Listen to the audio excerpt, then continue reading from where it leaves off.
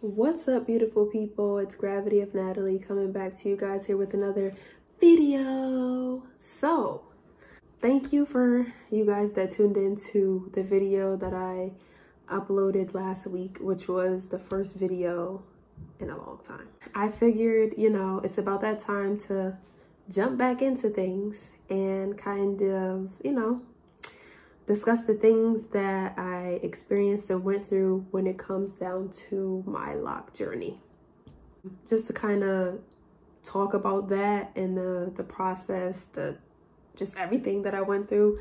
When people say it's a lock journey, that's exactly what they mean. It's a journey. And it's honestly kind of what you make it out to be. It's individualistic, but at the same time it's interesting. I don't know how to describe it. I feel like people that have locks can kind of understand and tap into that concept, but I don't know. So first things first, I have been locked since October 23rd. Ooh, I know the exact date, October 23rd, 2020. At the time, I had been like pondering on the thought of, do I want to lock my hair? I don't know. It's such a commitment. Am I going to like it? Am I going to look crazy? Do I want to go through that ugly stage? Like, it's a multitude of different things that were kind of running through my mind at the time. I kind of went through the thought of looking back at my camera roll, believe it or not. As you know, guys know, I used to do a lot of videos with hair, different crochet methods. I did anything with a passion twist, box braids, faux locks, all kinds of things just to kind of, you know, manipulate my hair in a way where I would not have to do my own hair because it was just easier that way. In a nutshell, I started kind of noticing a trend a little bit that majority of the styles that I was putting in my hair were faux locks. And I was just like, well, that's kind of odd. I didn't even realize it. It was kind of like subconscious. I'm gonna insert a few videos and pictures and stuff to show you guys like the different crochet hairstyles that I was wearing that kind of led me up to being more self-aware about wanting to actually want to go through with starting my lock journey. So pretty much if you see in these videos and pictures and stuff, it's like a obvious indication that I have faux locks in all of them, and I just could not get enough of them. Like, it's crazy to think that almost 2.5 some odd years later that I would actually have seen it through. You know, at that time, October 2020, I had recently gotten engaged at that point, and there was a little bit of hesitation because at first I knew 2 years down the line that I was going to be getting married, and I was thinking about the hairstyle.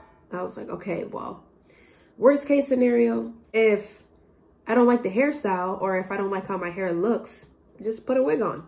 It's that simple. But a part of me just felt like I really wanted to look my most natural, true, authentic self, especially being that I don't know if like people who are in relationships or just whatever who can relate to this. Why don't you just wear your real hair? I'm like, first off, honey, the hair that I'm putting on my head is real. I paid for it with real money.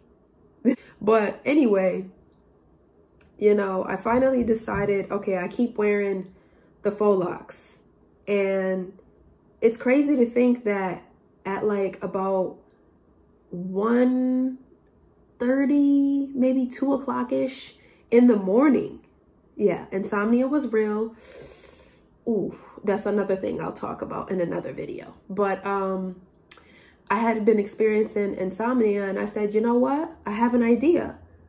Why don't I take the concept of what I do for my crochet hairstyles, which is I would do the brick overlay method with either twist or braids, and then I would crochet, you know, the loose hair in, which would then give me the end result of either passion twist, box braids, or faux locks or whatever. So I was like, what if I did that same step but just didn't add any hair. Because I had been watching so many different YouTube videos on how people started their hair, whether it was like comb coils, twists, braids, instant locks. It was just like, okay, I don't know what method I want to use. I just know that maybe this is something that I actually want to do. So I kind of thought to myself, well, the type of hair that I have is considered, I guess, on the hair spectrum, like 3C, 4A-ish kind of. I want to consider it like an S curl versus a spiral. So I can also show you guys what my hair texture looked like in like a curly fro prior to even having locks in my hair. And I had been told by other people like, oh, you just have to have quite a bit of patience. So all in all, I started my hair with 2-strand twists with the brick overlay method, and I did that. And I just never took it out. As my journey progressively continued, I saw so much change with my hair. First off, anybody that has locks will tell you, get used to the frizz. Seriously. No. It's like not even a joke. You know, your retwist, you do, at least for me, what I did was I retwisted my hair once a month. And that retwist looked fresh, polished, you know, you're ready to take on the world. But in reality, it's like that only lasted for maybe a week, pushing it a week and a half. It wasn't that I did anything to over manipulate my hair. I covered my hair every single night, and I used to cover my hair with either a bonnet, do-rag, still experiencing an excessive amount of frizz. And I was just like, eesh, how am I gonna be able to maintain how I look? It took me quite a while to see a change with my hair in particular, only because it is a little bit more on the finer side. And like I said, you definitely have to be patient. It's like, it's frustrating because we have obviously Instagram, TikTok, Pinterest, Google image, people on the street, you know, at your disposal to kind of see like, wow, that person's locks are beautiful. Like, oh, I'm kind of pooped about, you know, my hair not looking like that or not progressing as fast. But in reality, you know, you have to allow your hair to do what it's going to do ultimately. So it's like, if you decide that you want to lock your hair, that is definitely something you have to tap into. And that's when a lot of people talk about their journey and how it's a process of kind of learning about yourself, because your hair is mind of its own at that point. You know, for example, I had the 2-strand twist, and my hair took quite a while for it to what is referred to as the next stage, which is budding, which is when you start to experience like gaps where you still have loose, fine hair here, and then you'll have like a little puff here, and then it'll be curly or coiled or whatever at the end. It took quite a while, like I said, for my hair to start to bud, and I'll show you guys pictures of my budding phase. And then after the budding phase is what they refer to as your hair starts to get matured, which is when your hair starts to look like what is referred to as the typical lock, where it's hollowed out, you know, it's kind of tough looking. It has like that, you know, tough texture. I don't really know how to explain it, but if you have felt what locks on a person who have had their hair locked for at least 1.5 to 2 years, you can feel that they're kind of like hard. Like real locks kind of, they have body, but not as much. I don't know how to explain it, but yeah. So once I started to see my hair maturing, once I got to at least 1 year, I decided, I want to do a little something different. And at that point, I decided, okay, well, my hair is too short to really style it and manipulate it in ways that I feel like would look appropriate and nice for my wedding. So I decided I was gonna add lock extensions. Now, first off, it's like I'm even chuckling thinking about it, but there is a huge amount of stigma, at least within the lock community, when it comes to lock extensions. Whether you add, you know, lock extensions once you start your journey, in the middle of your journey, after your hair's already matured, some people feel a little iffy about it. Me personally, I feel like ultimately it's up to the individual. It's your hair, it's your head of hair. And if you decide that you want to make that investment on locks, you know, whether they're the ones that grow from your scalp or whether you want to attach something to the end of it, it's ultimately up to you. It's all personal choice.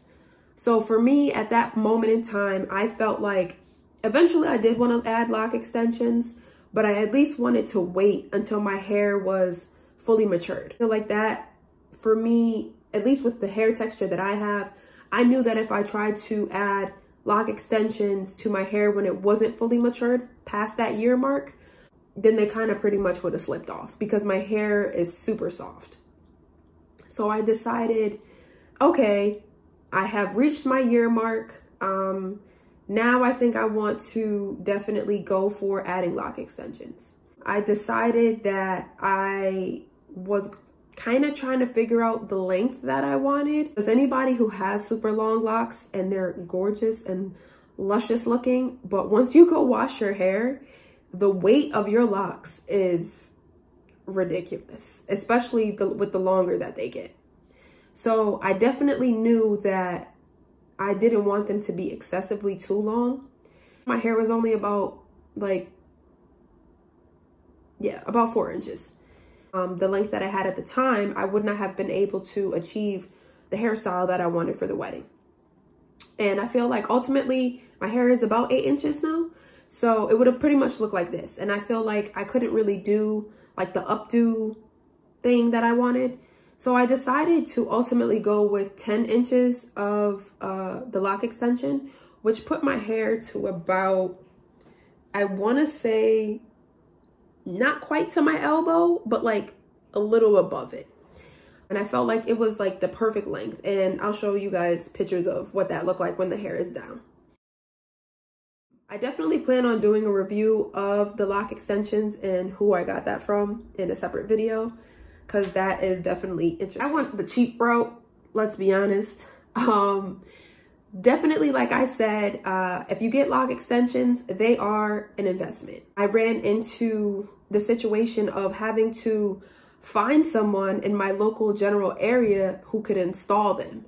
And that was almost like finding a needle in a haystack. I couldn't find someone that I thought knew not only how to install them correctly, but also install them on my particular type of textured hair. I felt like because my hair was more on the finer type end, like I said with the S-curl versus the coil, it would have been more difficult and you would have clearly seen like the difference in the texture, and especially if it wasn't installed correctly.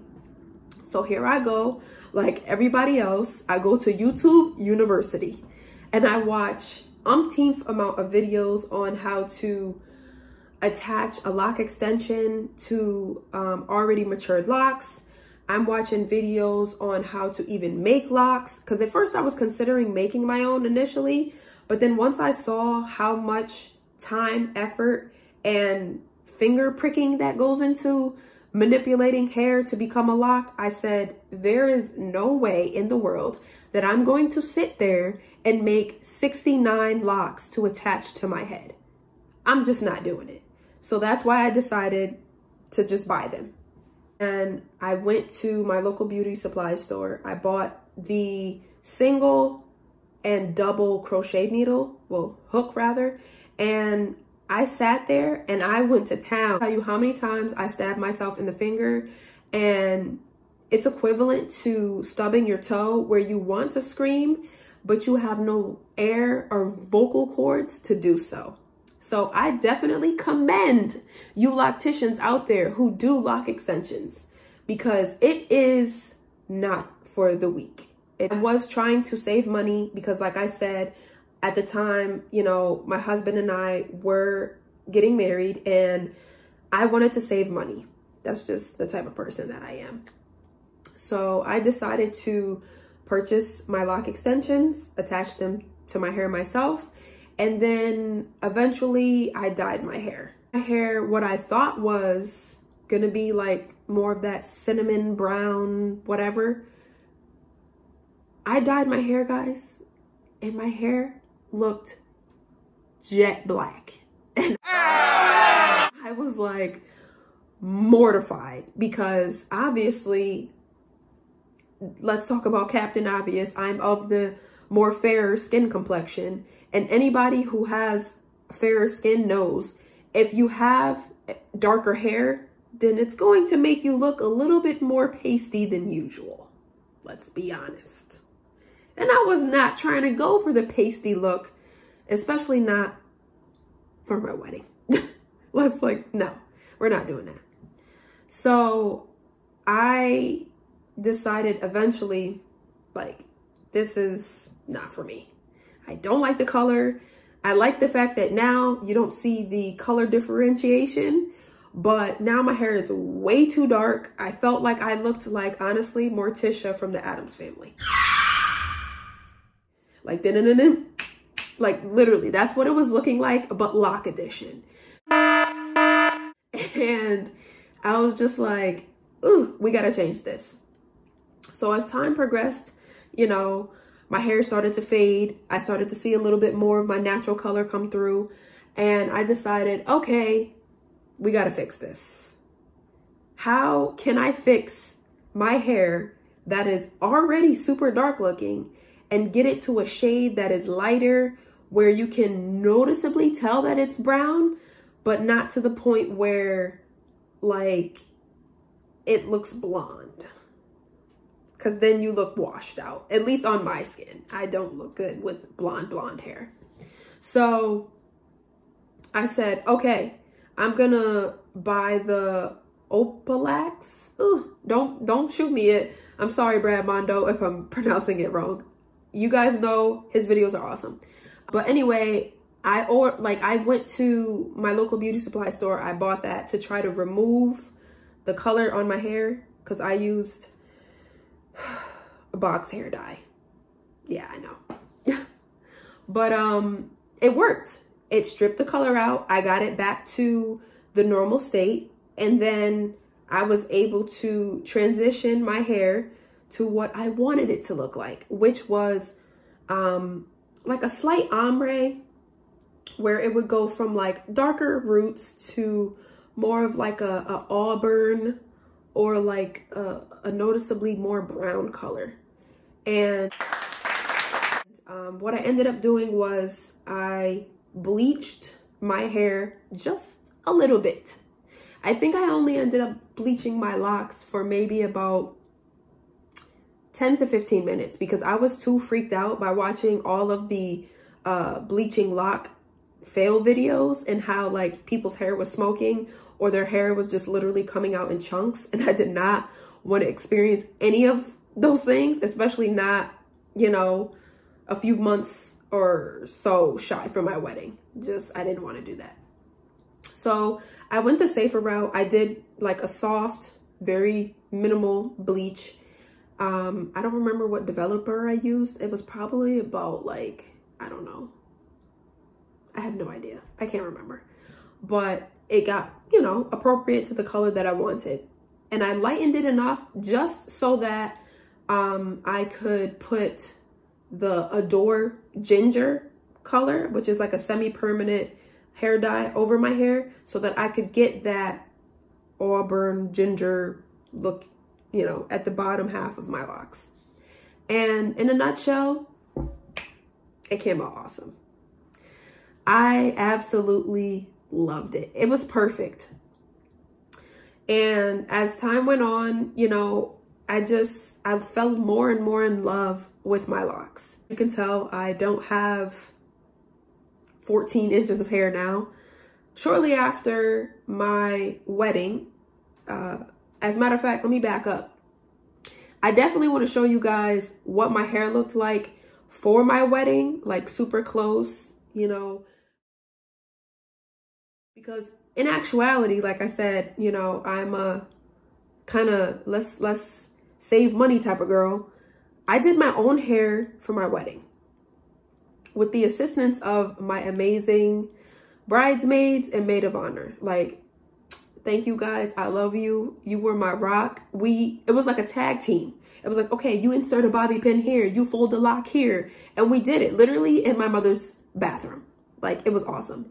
Who would have thought? Who would have thought that I could have saved so much money? Because like I said, locticians in the state that I'm particularly in are expensive. And I did not want to have to spend a significant amount on my hair. Like, yes, it's my wedding. You should get whatever you want. But to me, I just felt like I've done hair for years. There is not a hairstyle that I possibly could not get fairly close to or potentially achieve if I, you know, don't do it with practice. So if I practice the hairstyle long enough, then I could definitely achieve the look. And that's exactly what I did.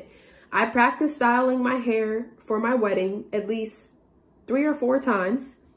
And I knew where to insert the bobby pin, where and placements and folding the locks and stuff like that. So on the day of the wedding, it was like super smooth sailing.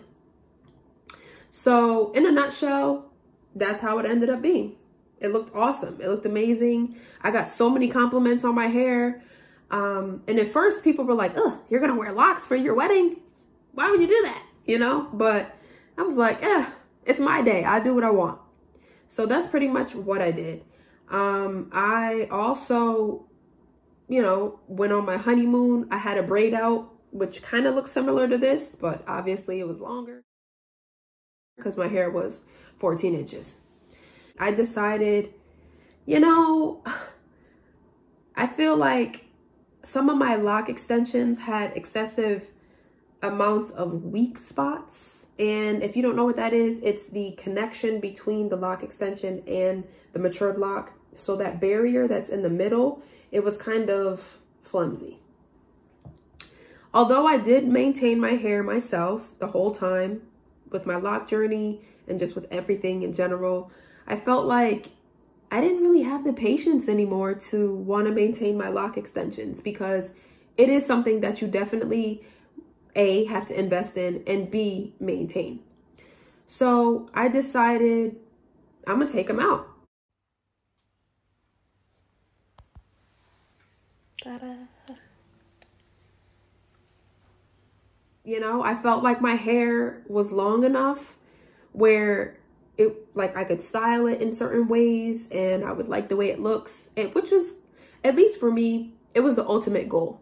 Like, I knew that I wanted to attach lock extensions, wear them for a temporary time, and then eventually remove them so that I could wear my natural locks. So that's pretty much what I did, and now I am where you see my hair is now. I mean, obviously, it looks shorter in the front, and that's only because the hair is on top of your head. So you figure the hair that is on top of your head is going to appear shorter than the one in the back because the distance.